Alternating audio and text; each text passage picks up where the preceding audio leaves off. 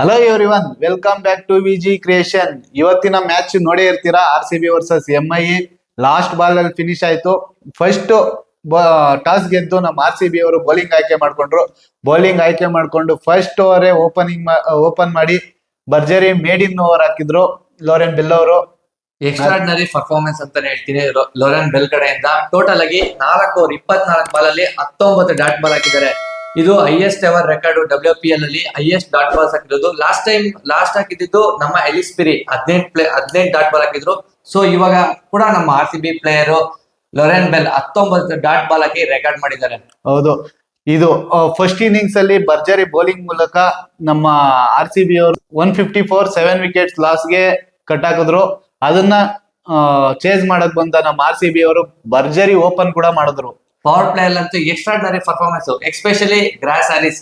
As expected ನಾವು ತುಂಬಾನೇ expect ಮಾಡಿದ್ವಿ ಇವರು ಅಗ್ರೆಷನ್ ತೋರಿಸ್ತಾರೆ ಅಂತ. ಸೊ ಅದೇ ರೀತಿ 12 ಬಾಲ್ ಅಲ್ಲಿ 25 ರನ್ ಹೊಡೆದ್ರು.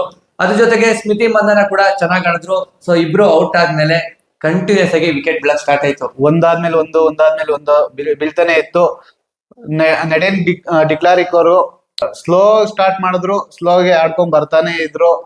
ಆದ್ರೆ ಅವರು ವರ್ಲ್ಡ್ ಕಪ್ ಅಲ್ಲಿ ನಮ್ ಇಂಡಿಯಾ ವಿರುದ್ಧ ಲೀಗ್ ಮ್ಯಾಚ್ ಅಲ್ಲಿ ಯಾವ ತರ ಪರ್ಫಾರ್ಮೆನ್ಸ್ ಕೊಟ್ರು ಅದೇ ರೀತಿ ಪರ್ಫಾರ್ಮೆನ್ಸ್ ಕೊಟ್ಟು ಮ್ಯಾಚ್ ಕೂಡ ಫಿನಿಶ್ ಮಾಡಿದ್ದಾರೆ. ಅವ್ರ ಫುಲ್ ಎಕ್ಸ್ಪೀರಿಯನ್ಸ್ ನ ನಮ್ಮ RCB ಟೀಮ್ ಗೆ ತಗೊಂಡ್ಬಂದು ರನ್ ಅಂದ್ರೆ ಸ್ಟ್ರೈಕ್ ರೇಟ್ ಇವ್ರದ್ದು ಬಿಲೋ 90 ಇದ್ದಿದ್ದು. ಲಾಸ್ಟ್ 2 ಓವರ್ಗೆ 29 ರನ್ ಬೇಕಾದ್ರೆ 31 ರನ್ ಹೊಡೆದು ಮ್ಯಾಚ್ ನ ಗೆಲ್ಸಿದ್ದಾರೆ. ಎಸ್ಪೆಷಲಿ ಲಾಸ್ಟ್ ಓವರ್ ಅಲ್ಲಿ 4 ಬಾಲ್ 18 ರನ್ ಬೇಕಾಗಿತ್ತು. 6-4 ನ ಹೊಡೆದು ಮ್ಯಾಚ್ ನ ನಮ್ಮ RCB ಕಡೆ ವಿನ್ ತಗೊಂಬಂದ್ ಕೊಟ್ಟಿದ್ದಾರೆ. ಇದಂತೂ ಎಕ್ಸ್ಟ್ರಾರ್ಡಿನರಿ ಪರ್ಫಾರ್ಮೆನ್ಸ್. ಈ ಸೀಸನ್ ಅಲ್ಲಿ WPL ಯಾವ ತರ ಫಸ್ಟ್ ಮ್ಯಾಚ್ ಇತ್ತು ಅಂದ್ರೆ ನೆಕ್ಸ್ಟ್ ಲೆವೆಲ್ ಆಗಿತ್ತು ಅಂತಾನೆ ಹೇಳ್ತೀನಿ. WPL ಫುಲ್ ಮ್ಯಾಚಸ್ ಅಲ್ಲಿ ಯಾವ್ದು ಬೆಸ್ಟ್ ನಿಮ್ದು ಅಂತ ಕೇಳಿದ್ರೆ ನಾನು ಫಸ್ಟ್ ಮ್ಯಾಚ್ ಅಂತಾನೆ ಹೇಳ್ತೀನಿ. ಸೊ ಆ ತರ ಈ ಮ್ಯಾಚ್ ನಡೆಯಿತು, ಒಂದು ಎಕ್ಸ್ಟ್ರಾರ್ಡಿನರಿ ಮ್ಯಾಚ್. ಯಾರು ಎಕ್ಸ್ಪೆಕ್ಟ್ ಮಾಡಿಲ್ಲ ನಮ್ಮ RCB ಅವ್ರು ಗೆಲ್ತಾರೆ. ಏನು 47 ರನ್ಗೇನೋ 5 ವಿಕೆಟ್ ಬಿದ್ದಿತ್ತು. ಸೊ ಅದಾದ್ಮೇಲೆ ಕಮ್ ಬ್ಯಾಕ್ ಮಾತ್ರ ಎಕ್ಸ್ಟ್ರಾರ್ಡಿನರಿ. ಮುಂಬೈ ಅವರು ಯಾವ ರೀತಿ ಕಮ್ ಬ್ಯಾಕ್ ಮಾಡಿದ್ರು ಮಿಡ್ಲ್ ಓವರ್ಸ್ ಅಲ್ಲಿ, ಅದಕ್ಕಿಂತ ಡಬಲ್ ಆಗಿ ಕಮ್ ಬ್ಯಾಕ್ ಮಾಡಿ ಮ್ಯಾಚ್ ವಿನ್ ಆಗಿದ್ದಾರೆ.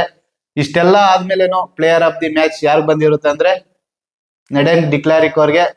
ಟೋಟಲ್ ಆಗಿ ಇವರು 4 ವಿಕೆಟ್ ತಗೊಂಡು 50+ ರನ್ಸ್ ನ ಹೊಡೆದಿದ್ದಾರೆ. 63 ರನ್ಸ್ ಹೊಡೆದಿದ್ದಾರೆ. ಅದೇ 50+ ಅಂದ್ರೆ 63 ರನ್ಸ್ ನ ಹೊಡೆದಿದ್ದಾರೆ. 4 ವಿಕೆಟ್ ನ ತಗೊಂಡಿದ್ದಾರೆ. ಬೌಲಿಂಗ್ ಅಲ್ಲೂ ಚೆನ್ನಾಗಿ ಬೌಲಿಂಗ್ ಮಾಡಿದ್ರು.